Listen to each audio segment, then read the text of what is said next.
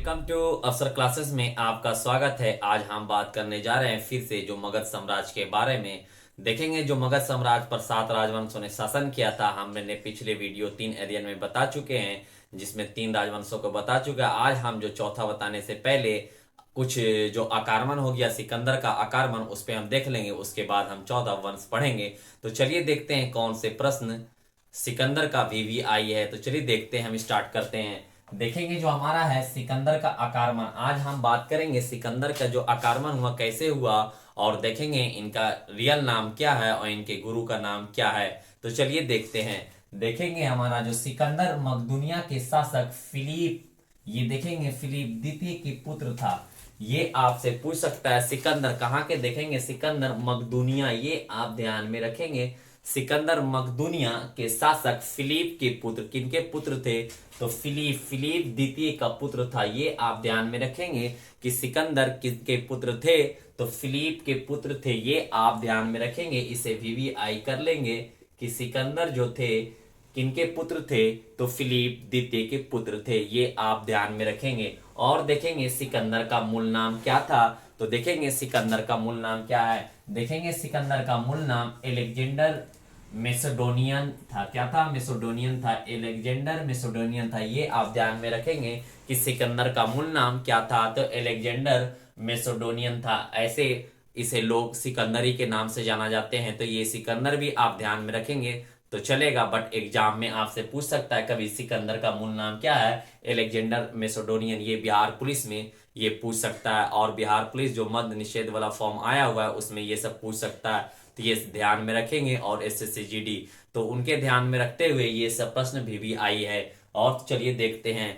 देखेंगे क्या है इनकी पत्नी। देखेंगे पहले इनका जन्म कब हुआ था। इनका जन्म देखेंगे मेसोडेनिया में 356 ईसा पूर्व हुआ था। ये आप ध्यान में रखेंगे कि सिकंदर का जन्म कब हुआ। सिकंदर का जन्म 356 ईसा पूर्व हुआ। ये आप ध्यान में रखेंगे। अभी जितना भी करेंटली एग्जाम आने वाला है ये सारा वीवीआई प्रश्न है।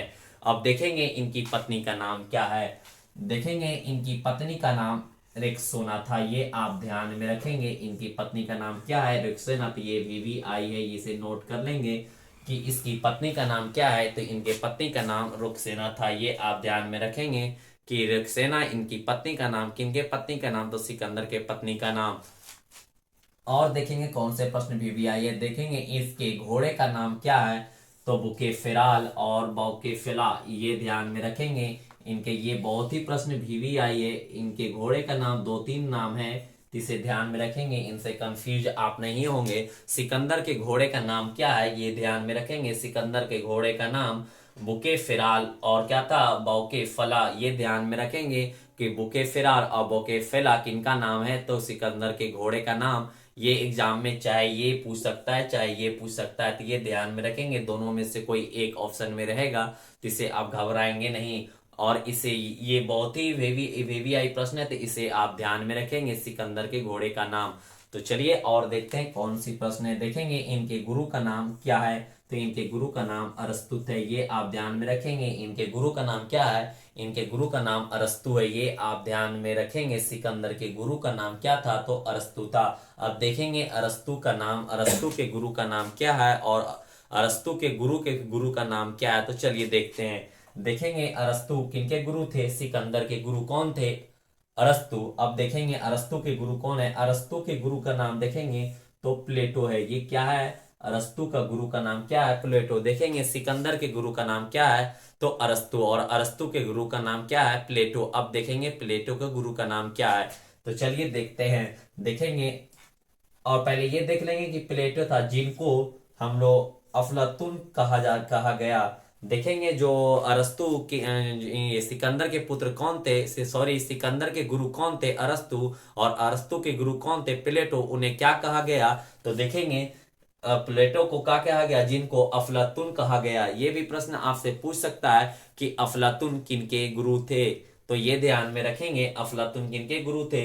तो अरस्तु के गुरु का नाम क्या था? प्लेटो। प्लेटो को क्या कहते हैं हम लोग? अफलातून के नाम से भी जाना जाता है, या अफलातून उन्हें कहा गया। तो ये आप ध्यान में रखेंगे। अब देखेंगे अफलातून या प्लेटो के गुरु का नाम क्या है। देखेंगे प्लेटो के गुरु का नाम क्या है, सुकरात। ये आप ध्यान में रखेंगे कि उनके प्लेटो के गुरु का नाम क्या है, तो सुकरात। और देखेंगे जिन्हें जहर का प्याला देकर मार दिया गया था। ये भी प्रश्न आपसे पूछ सकता है कि प्लेटो का जो गुरु थे कौन थे, सुकरात। सुकरात को कैसे मारा, मृत्यु हुई, तो देखेंगे जहर का प्याला दे दिया गया था, और जो जहर का प्याला देने के बाद उनकी मृत्यु हो गई। ये आप ध्यान में रखेंगे कि जहर का प्याला देकर मार दिया गया, तो इसे आप ध्यान में रखेंगे। और देखेंगे कौन सी प्रश्न है, देखेंगे गंधार की राजधानी तक्षशिला थी, कहाँ थी, तो गंधार की राजधानी कहाँ थी, तक्षशिला। ये आप ध्यान में रखेंगे कि गंधार की राजधानी कहाँ थी, तो गंधार की राजधानी तक्षशिला थी। ये ध्यान में रखेंगे। एक बार हम इसे रिकॉल कर लेते हैं ताकि आसान हमें याद करने में लगेगा।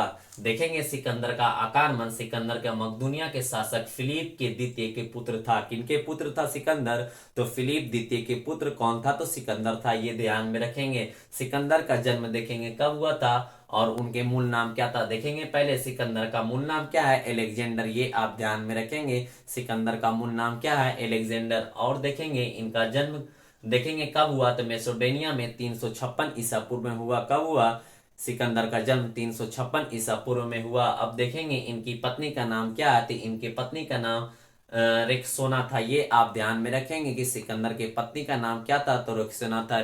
सिकंदर के गुरु का नाम क्या था, अरस्तु। और अरस्तु के गुरु का नाम क्या था, तो प्लेटो। प्लेटो के गुरु का नाम क्या था, तो सुकरात। आई होप, उम्मीद है कि इतना आपको समझ में आ गया होगा। और देखते हैं कौन सी प्रश्न भी आई है, तो चलिए देखते हैं। देखेंगे वह भारत में लगभग 19 महीने रहे। कितने महीने रहे, 19 महीने। ये भी प्रश्न पूछ सकता है कि सिकंदर भारत में कितने मंथ या कितने ईयर रहे, तो आपसे 19 महीने हैं। ये ध्यान में रखेंगे कि सिकंदर 19 महीने भारत में रहे थे।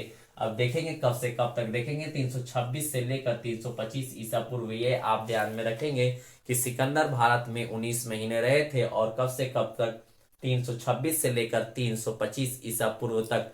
ये ध्यान में रखेंगे। देखेंगे 323 ईसा पूर्व बेबीलोन में सिकंदर की मृत्यु हो गई थी। ये प्रश्न आपसे वेरी वेरी इंपॉर्टेंट है, तो इसे नोट कर लेंगे कि सिकंदर की मृत्यु कब हुई थी। सिकंदर की मृत्यु 323 ईसा पूर्व में हुई थी। कहाँ हुई थी, तो ये ध्यान में रखेंगे, बेबीलोन में हुई थी। ये आपसे वेरी वेरी इंपॉर्टेंट क्वेश्चन है।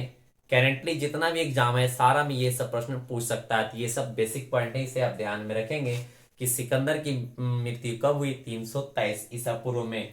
और कहाँ हुई, तो बेबीलोन में। ये ध्यान में रखेंगे, कहाँ हुई, तो बेबीलोन में हुई। और देखेंगे उनकी मृत्यु किस कारण हुई, डायरिया एक बीमारी होता है, उसके कारण सिकंदर की मृत्यु हो गई थी।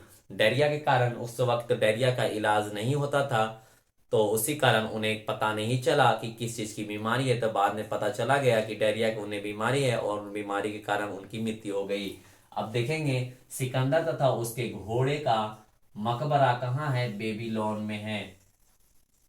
जब सिकंदर की मृत्यु हो गई, जब उनके घोड़े और सिकंदर को जहाँ उनकी मृत्यु हुई, सिकंदर की मृत्यु जहाँ बेबीलोन में हुई थी, और उनके मकबरा देखेंगे, घोड़ा और उनके घोड़े का और सिकंदर का जो मकबरा है कहाँ है, तो बेबीलोन में। ये आप ध्यान में रखेंगे।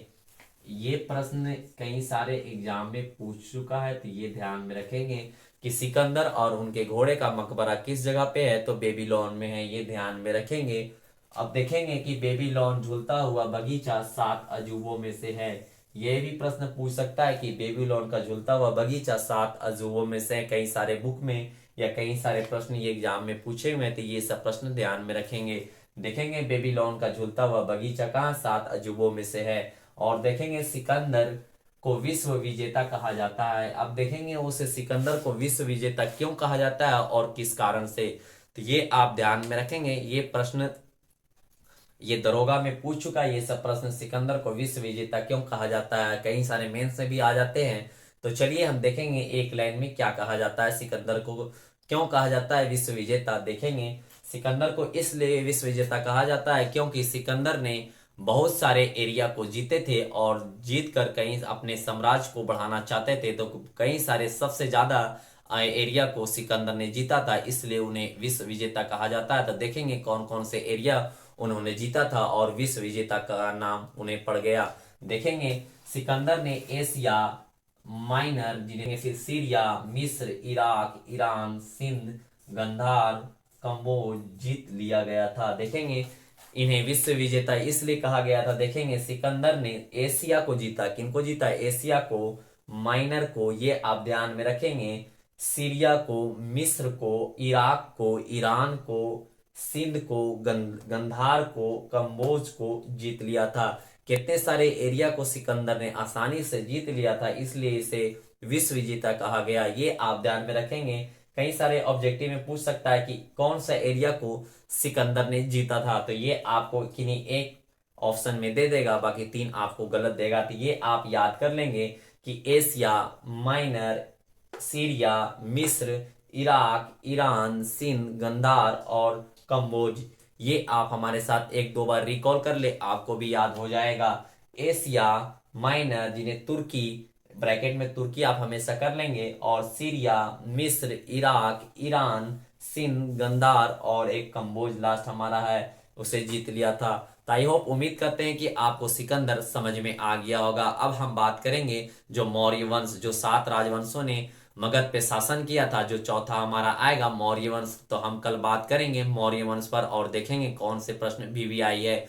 और हमारा जो अब नेक्स्ट पार्ट आएगा, अब हम साथ साथ हिस्ट्री के साथ साथ वर्ल्ड मैप भी आपकी क्लास चलाएंगे, जो छोटे छोटे टॉपिक को लेकर के आएंगे, जो बेसिक पॉइंट कई सारे स्टूडेंट बहुत सारे चीज पढ़ लेते हैं बट बेसिक उन्हें नहीं पता रहता है, तो हम सिर्फ बेसिक लेकर के आएंगे वर्ल्ड मैप के लिए।